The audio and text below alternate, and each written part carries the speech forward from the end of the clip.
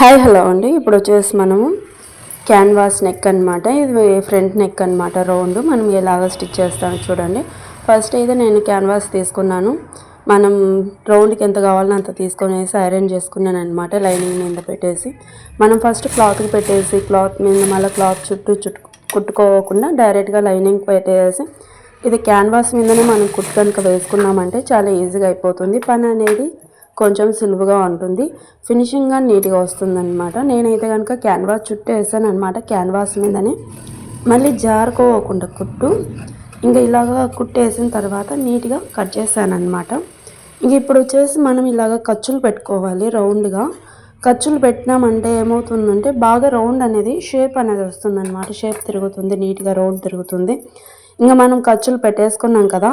ఇప్పుడు వచ్చేసి నీట్గా అనేది యువతలకి టర్న్ చేసుకున్నాను అనమాట. నీట్గా తిప్పేసుకున్నాను. ఇప్పుడు వచ్చేసి ఇలాగా నీట్గా అనుకుని ఇంకా ఇప్పుడు స్టిచ్ చేస్తున్నాను అనమాట.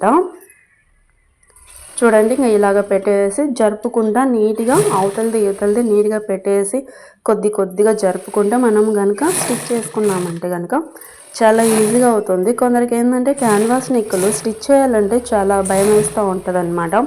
ఐరన్ చేసేటప్పుడు కొంచెం ఐరన్ బాక్స్ వచ్చేసి హెవీగా పెట్టినప్పుడు ఏమవుతుందంటే ఇది ముచ్చకపోవటము, కాలటం అలా ఉంటుంది. కొంచెం మనం ఐరన్ అనేది హీట్గా ఉన్నప్పుడే మనం ఐరన్ చేసుకోవాలన్నమాట. మనం కాకపోతే కింద క్లాత్లు అనేవి కొంచెం మందంగా వేసుకున్నామంటే అంత అనిపించదు అనమాట. ఇప్పుడు చూడండి మనకు షేప్ అనేది ఎంత నీట్గా వచ్చేసిందో. రౌండ్ అనేది చాలా నీట్గా వచ్చేసింది. దీనికి వచ్చేసి ఫ్రంట్ వచ్చేసి ఎంబ్రాయిడింగ్ ఇచ్చారనమాట. దాన్ని ఇప్పుడు నేను వేస్తాను చూడండి. మీరు ఇలాగ పెడతాను అనమాట. మనం ఏంటంటే ముందుగానే మనం ఇలాగ కరిపించుకోవచ్చు. నేను ఇలాగైతే పెట్టాను, అప్పుడు మర్చిపోయాను. ఇప్పుడైతే ఇలాగ పెడుతున్నాను అనమాట. ఫ్రంట్కి వచ్చేసి మనకి డిజైన్ ఇచ్చారు కదా, ఇంకా దానిపైన పెట్టాను. మనకు కానీ అతికేసినట్టు ఏం లేదు, మంచి లుక్గానే అనిపిస్తుంది. అది కానీ మీకు చూపిస్తున్నాను. మన సెంటర్ పాయింట్ చూసుకోవాలన్నమాట. లేదంటే ఒక డీస్ తీసుకోవడమా, లేదంటే కనుక ఒక స్కేల్తో మనం గుర్తు పెట్టుకున్నా సరిపోతుంది. నేనైతే ఇలాగ అందాజుగా వేసేస్తున్నాను చూడండి. నీట్గా ఇంకా వేసేసిన తర్వాత ఇలాగ తిప్పాను, టర్న్ చేశాను అనమాట. ఇట్లా మూలలు తిప్పుతున్నాను. ఇంకా మూలలు తిప్పేసి మనం ఇలాగ తిప్పుకొని కనుక స్టిచ్ చేసుకున్నామనుకో చాలా నీట్గా ఉంటుంది. ఫ్రంట్ వచ్చేసి చాలా క్లారిటీగా కనిపిస్తుంది, హెవీగా లుక్ అనిపిస్తుంది, చాలా సింపుల్గా అనిపిస్తుంది ఎక్కడికన్నా కాలేజ్ స్టూడెంట్స్ కానీ. ఇది వచ్చేసి నర్స్ అమ్మాయిది అనమాట.